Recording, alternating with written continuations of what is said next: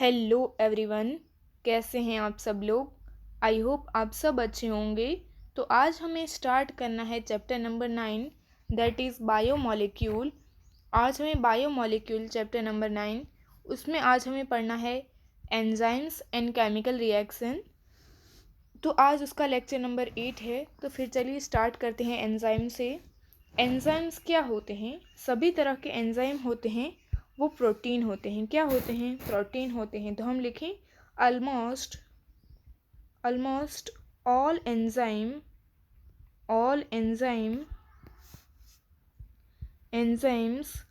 Are proteins. सभी तरह के एंजाइम होते हैं, वो क्या होते हैं? प्रोटीन होते हैं। क्या होते हैं? प्रोटीन। जो सभी तरह के एंजाइम होते हैं वो प्रोटीन होते हैं। उसमें से बहुत सारे न्यूक्लिक एसिड होते हैं। क्या होते हैं? Nucleic acid. तो हम लिखें सम न्यूक्लिक एसिड। कुछ न्यूक्लिक एसिड होते हैं वो एंजाइम की तरह बिहेव करते हैं। सम न्यूक्लिक एसिड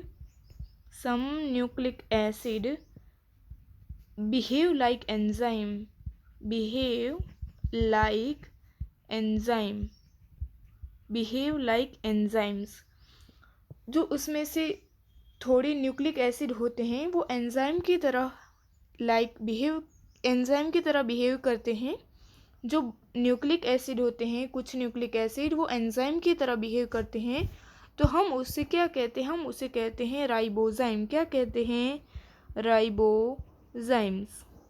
उसके बाद हमें लिखना है जो एंजाइम होते हैं उसका भी, जैसे प्रोटीन होता है उसका प्राइमरी स्ट्रक्चर होता है, सेकेंडरी होता है, टर्सरी होता है।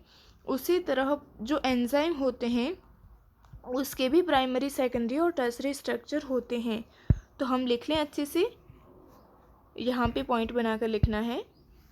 An enzyme like any protein an enzyme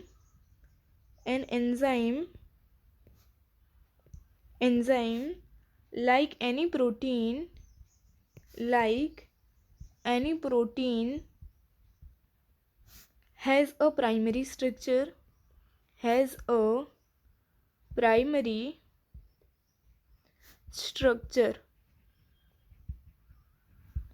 जैसे अमाइनो एसिड, लाइक एग्जाम्पल के तौर पे हम लिखें amino acid sequence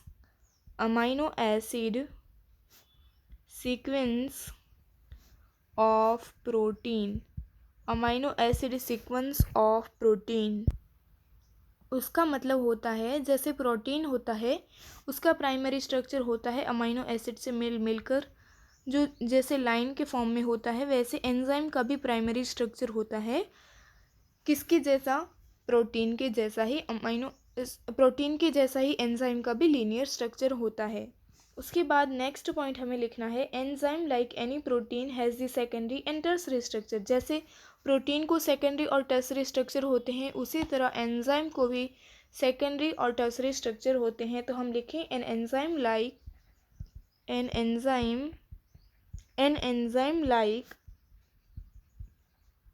any protein has secondary and tertiary structure। जैसे प्रोटीन को सेकेंडरी और टर्सरी स्ट्रक्चर होता है, उसी तरह एंजाइम को भी टर्सरी और सेकेंडरी स्ट्रक्चर होता है। प्रोटीन को भी सेकेंडरी और टर्सरी स्ट्रक्चर होता है, एंजाइम को भी सेकेंडरी और टर्सरी स्ट्रक्चर होता है। आई होप आपको इतना अच्छे से क्लियर हुआ होगा। नेक्स्ट पॉइंट हमें लिखना है, जैसे हम देखते हैं टर्सरी स्ट्रक्चर एंजाइम का, तो हमें बहुत सारे पॉकेट्स देखने को मिलते हैं। जो पॉकेट्स बनते हैं हम उसे क्या कहते हैं? हम उसे एक्टिव साइट कहते हैं। क्या कहते हैं? एक्टिव साइट कहते हैं। वो अपने आप पे ही ऐसे फोल्ड होता है। तो इसका पॉइंट बनाकर लिख लें। तो लिखिए पॉइंट बनाकर, when you look tertiary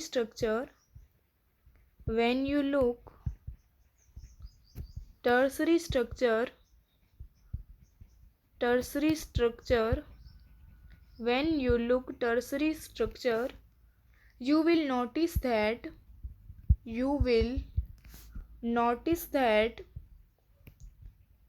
you will notice that the backbone of the protein chain folds upon itself. The chain crisscross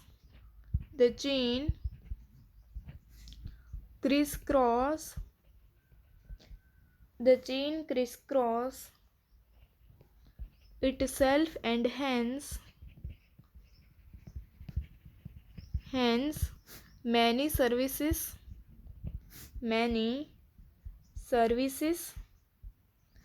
and pockets are made. Many services and pockets are made. बहुत सारे pockets बन जाते हैं. जैसे हम tertiary structure यहाँ पे देखें, यहाँ पे सबसे पहले हम प्राइमरी स्ट्रक्चर देख लेते हैं.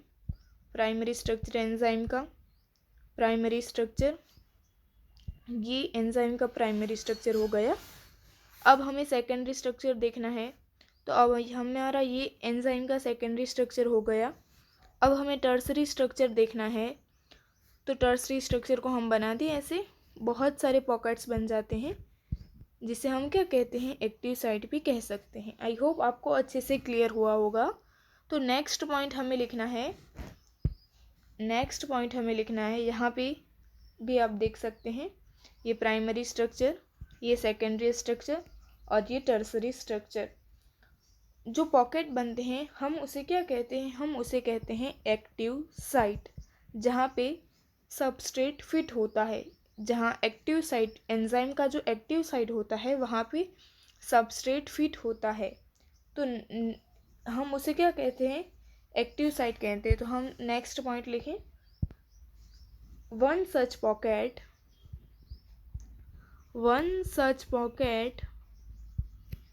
is the active site.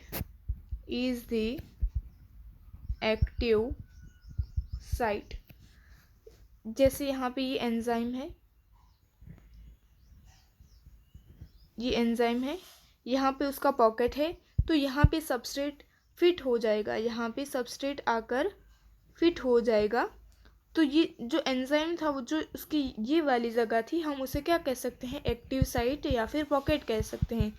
जो एक्टिव साइट थी वहाँ पे कौन फिट हो गया, सबस्ट्रेट आकर फिट हो गया. तो यहाँ पे हम बना सकते हैं, जैसे ये हमने एंजाइम बनाया और यहाँ पे कौन फिट हो जाएगा, सबस्ट्रेट फिट हो जाएगा. तो लिखे substrate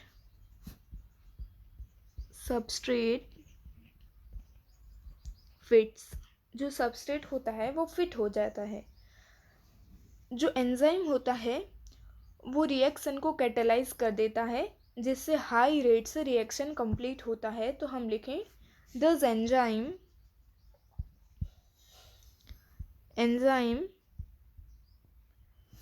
through their active site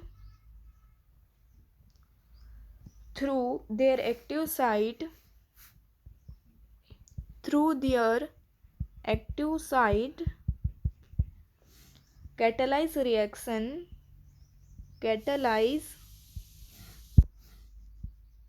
reactions at a high rate. जो एंजाइम होता है उसके अंदर सबस्ट्रेट आकर फिट हो जाता है, तो वो जो सबस्ट्रेट होता है उसे कैटेलाइज कर देता है और हाई रेट से रिएक्शन कंप्लीट होता है. उसके बाद हमें दूसरा पॉइंट बनाकर लिखना है. जैसे जो एंजाइम होते हैं वो इनऑर्गेनिक कैटालिस्ट से डिफरेंट होते हैं. तो हम लिखें एंजाइम होते हैं वो किससे डिफरेंट होते हैं, एंजाइम इनऑर्गेनिक जो कैटालिस्ट होते हैं, कैटालिस्ट उससे डिफरेंट होते हैं बहुत सारे वे में. बट एक यहाँ पे हमने लिखना है, एक उसका रीज़न लिखना है कि वो किस तरह डिफरेंट है, तो वो एक पॉइंट लिखना है हमें. तो हम लिखें enzyme catalyst enzyme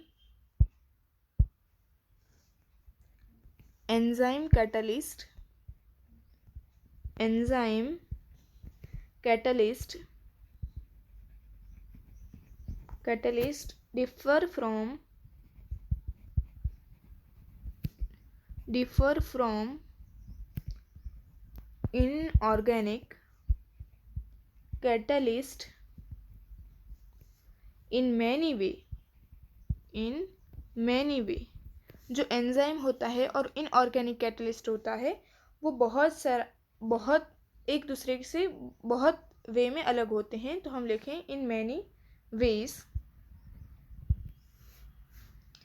but one major difference, बहुत सारे डिफरेंसेस होते हैं बट जो मेजर डिफरेंस है वो यहाँ पे देखना है।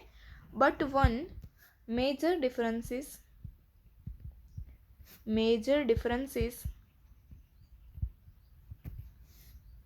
needs mention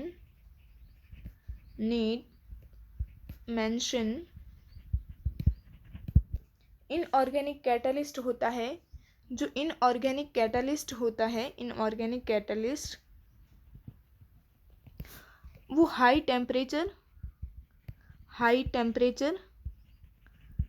and high pressure, high temperature and high pressure, high temperature और हाई प्रेशर पे भी वो डैमेज नहीं होता है। हाई टेम्परेचर और हाई प्रेशर पे भी वो डैमेज नहीं होता है और इफ़ेक्टिवली वर्क करते हैं। हाई टेम्परेचर और हाई प्रेशर पे भी इफ़ेक्टिवली वर्क करते हैं। उसके बाद जो एंजाइम होते हैं, एंजाइम होते हैं वो हाई टेम्परेचर पे क्या हो जाते हैं, डैमेज। हाई टेम्परेचर और प्रेशर पे क्या हो जाते हैं, हाई टेम्परेचर और हाई प्रेशर होता है तो वो क्या हो जाते हैं, डैमेज हो जाते हैं, डैमेज्ड, और वो काम नहीं कर सकते। जैसे टेम्परेचर हम ले सकते हैं, अगर 40 डिग्री सेल्सियस से ऊपर हो गया टेम्परेचर तो एंजाइम होते हैं वो डैमेज हो जाते हैं। तो हम लिखें से above 40 degree Celsius temperature. 40 degree Celsius temperature से ज़्यादा हो जाता है टेम्परेचर तो एंजाइम होते हैं वो डैमेज हो जाते हैं।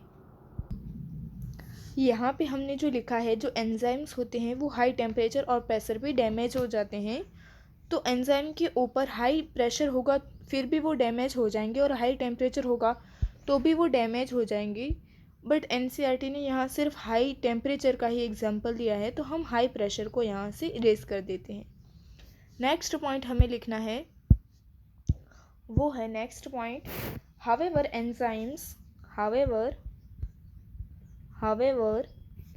enzymes are isolated from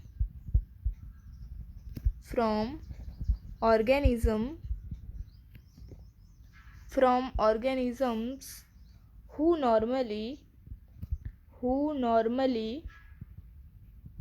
live under extremely high temperature,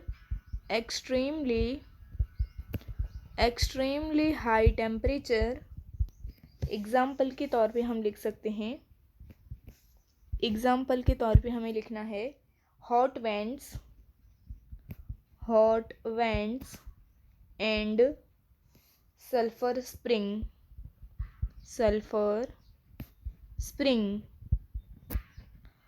hot went and sulphur spring are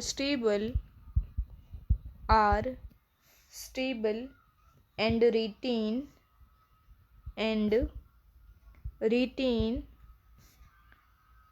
their catalytic power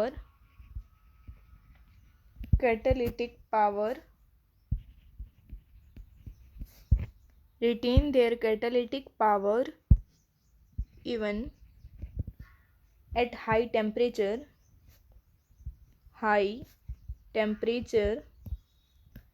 जैसे अप टू 80 से 90 डिग्री सेल्सियस। इसका मीनिंग समझ लेते हैं हम। जैसे however enzymes are isolated from organisms who normally live under extremely high temperature. जो organism होते हैं वो एक्सट्रीमली हाई टेम्परेचर, जहाँ पे बहुत ज़्यादा टेम्परेचर है, वहाँ पे जो ऑर्गेनिजम्स रहते हैं उसके वो ऑर्गेनिज्म से हम अगर एंजाइम्स को आइसोलेट करें तो वो एंजाइम्स होता है ना, वो स्टेबल होता है। वो 80 डिग्री सेल्सियस से लेकर 90 डिग्री सेल्सियस तक अपनी कैटालिटिक पावर को वो स्टेबल रख पाता है। 80 डिग्री सेल्सियस और 90 डिग्री सेल्सियस तक उसकी कैटालिटिक पावर होती है, वो स्टेबल होती है। यही इस सेंटेंस का मीनिंग है। दूसरा सेंटेंस हमें लिखना है, जैसे thermal stability is, thermal stability, thermal stability is thus an important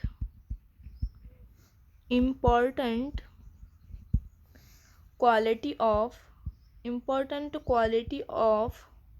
such enzymes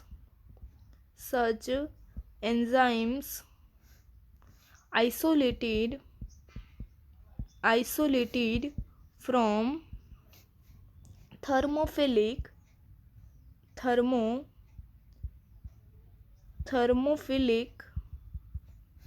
organisms।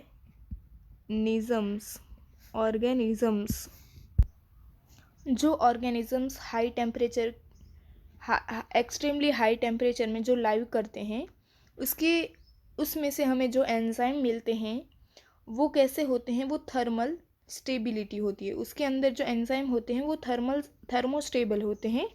वो किसकी thermal stability is the important quality of enzymes, जो हम किस में से लेते हैं, थर्मोफिलिक ऑर्गेनिजम्स के अंदर जो हमें एंजाइम मिलते हैं उसकी जो थर्मल स्टेबिलिटी होती है वो बहुत इम्पॉर्टेंट होती है, इम्पॉर्टेंट क्वालिटी होती है।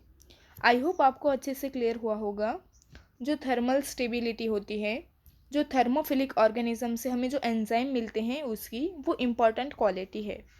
आई होप आपको अच्छे से इतना क्लियर हुआ होगा। तो यहाँ पे हमारा एंजाइम्स वाला पोर्शन कंप्लीट होता है। तो अब हमें स्टार्ट करना है केमिकल रिएक्शन। सबसे पहले हमें एंजाइम क्या है वो समझना है। एनसीईआरटी ने बताया है एंजाइम समझना है। उससे पहले हमें क्या समझना है कि केमिकल रिएक्शन क्या है। केमिकल रिएक्शन क्या है? What is chemical reaction? जो केमिकल कंपाउंड्स होते हैं, केमिकल कंपाउंड्स होते हैं, उसके अंदर दो तरह का चेंजेस होता है। टू टाइप्स ऑफ चेंज, दो तरह का चेंज होता है। सबसे पहला होता है फिजिकल चेंज और दूसरा होता है केमिकल चेंज। जो केमिकल कंपाउंड होते हैं उसके अंदर हम दो तरह का चेंजेस दे सकते हैं। सबसे पहला फिजिकल और दूसरा है केमिकल। सबसे पहले हमें फिजिकल चेंज देखना है।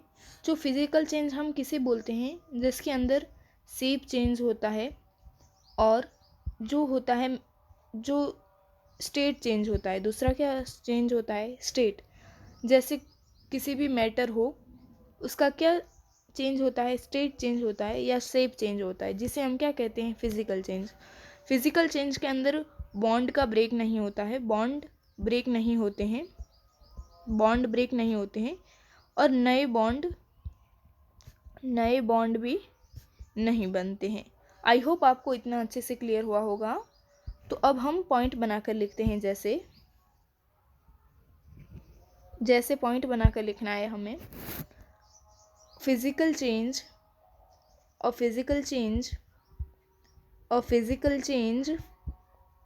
जो फिजिकल चेंज होता है वो simply refers to a change in shape without breaking of bonds, without breaking of bonds. Bond को फिजिकल चेंज के अंदर ब्रेक नहीं करना है, जिसे हम क्या कहते हैं, जिसे हम कहते हैं this is a physical process, जिसे हम क्या कहते हैं, फिजिकल प्रोसेस कहते हैं, जिसके अंदर शेप चेंज होता है। और दूसरा फिजिकल चेंज होता है, पॉइंट बनाकर लिखें, another physical process is another physical process is a change in state of matter.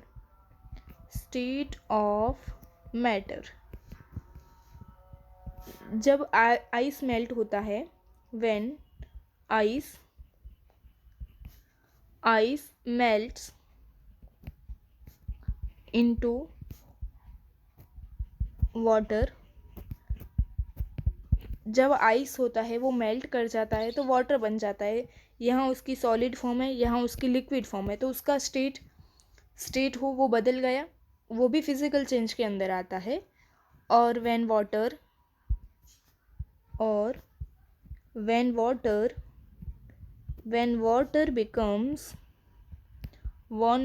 becomes a vapor,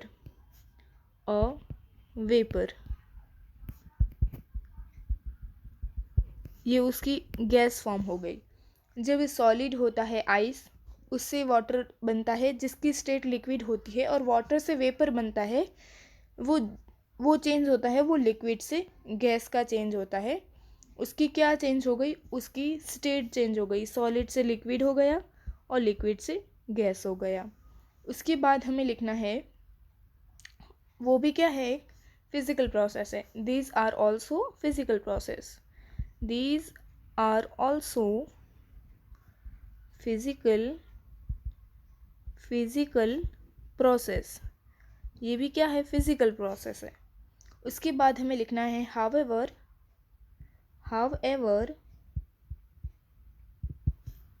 when bonds are broken and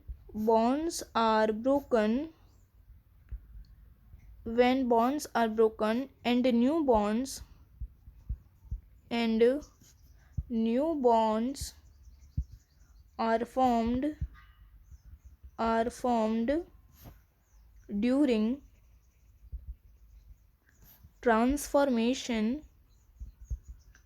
transformation, these will be called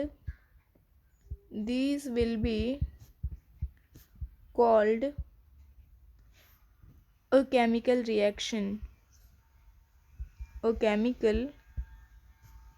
reaction.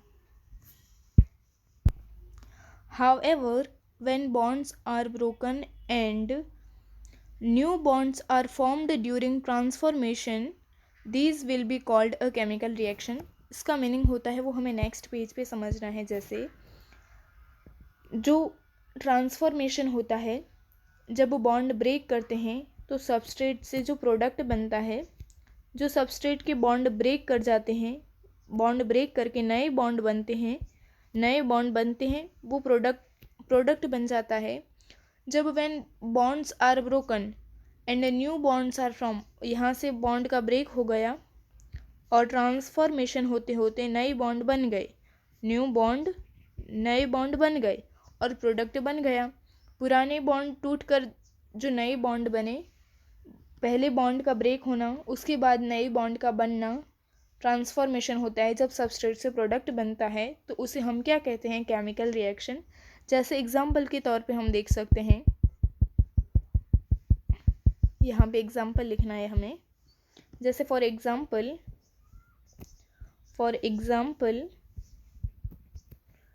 BaOH2 plus H2SO4, यहाँ पे bond break हो जाएगा। जो Ba है वो किसके साथ चला जाएगा, SO4 के साथ चला जाएगा। तो हम लिखें यहाँ पे BaSO4, और यहाँ पे हाइड्रोजन के दो आइटम हैं, और यहाँ पे OH के भी दो मॉलिक्यूल है, OH के दो मॉलिक्यूल है। तो यहाँ पे जो बन जाएगा वो 2H2O बन जाएगा। आपको यहाँ पे अगर विजिबल ना हो तो हम यहाँ लिख सकते हैं 2H2O। OH2 H2 के साथ मिलकर 2H2 हो गया, और जो बेरियम है वो SO4 के साथ मिलकर BaSO4 बन गया। ये कौन सी रिएक्शन है? ये है इनऑर्गेनिक केमिकल रिएक्शन है। तो थोड़ा अच्छे से यहाँ पे लिख लेते हैं हम, थोड़ा अच्छे से लिख लें। BaOH2 plus H2SO4 BaSO4 plus 2H2O is an inorganic chemical reaction। उसके बाद हम ऑर्गेनिक केमिकल रिएक्शन भी देख सकते हैं, जैसे स्टार्च का हाइड्रोलिसिस होता है तो क्या बनता है? स्टार्च के हाइड्रोलिसिस से क्या बनता है? हाइड्रोलिसिस से क्या बनता है? ग्लूकोज बनता है। जब स्टार्च होता है उसका हाइड्रोलिसिस होता है तो हमारे पास ग्लूकोज बनता है। वो भी केमिकल रिएक्शन है। वो कैसा केमिकल रिएक्शन है? Organic chemical reaction. कैसा है ऑर्गेनिक केमिकल रिएक्शन? जो हमने बेरियम हाइड्रोक्साइड वाला देखा था वो इनऑर्गेनिक केमिकल रिएक्शन है, जबकि यहाँ स्टार्च से ग्लूकोज बनता है, वो ऑर्गेनिक केमिकल रिएक्शन है। उसके बाद हमें रेट देखना है। जो फिज़िकल और केमिकल प्रोसेस होते हैं, जो उसका रेट होता है वो किसके ऊपर डिपेंड करता है? तो हम लिखें रेट ऑफ अ फिज़िकल और chemical, rate of a physical और chemical processes, rate of physical or chemical processes refers to the amount of product formed per unit time, per unit time में जो product कितना बनता है, जो rate होता है पर यूनिट टाइम में प्रोडक्ट कितना बनता है उसे हम रेट कहते हैं, जिसे हम किस तरह एक्सप्रेस कर सकते हैं? It can be expressed as rate is equals to del P upon del T। Rate को हम किस तरह लिख सकते हैं? del P upon del T। Per unit time में कितना प्रोडक्ट बनता है हम उसे क्या कहते हैं? हम उसे कहते हैं रेट। अगर rate can be also called, rate को हम क्या कह सकते हैं? Rate can also be called velocity. Rate को हम वेलोसिटी कह सकते हैं कब? जब उसका डायरेक्शन स्पेसिफाइड हो। तो हम लिखें इफ़ द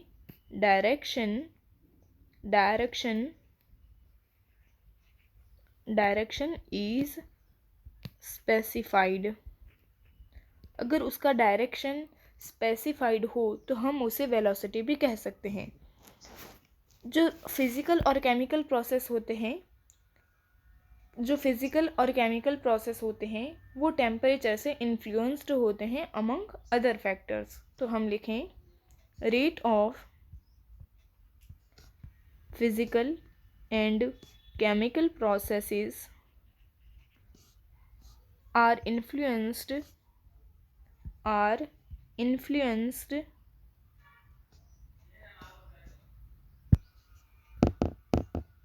by temperature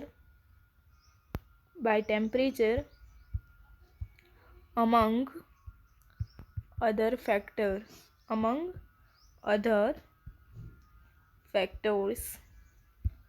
जो फिज़िकल और केमिकल प्रोसेस होते हैं वो टेम्परेचर से उनका इन्फ्लुएंस होता है। टेम्परेचर से फिज़िकल और केमिकल प्रोसेस इन्फ्लुएंस्ड होते हैं among other factor.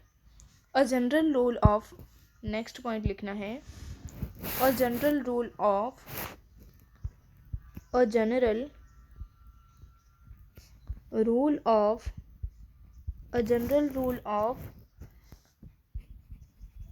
thumb is that rate doubles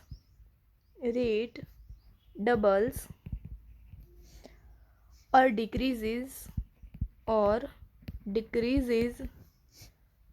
by half for every 10 degrees Celsius change in either direction.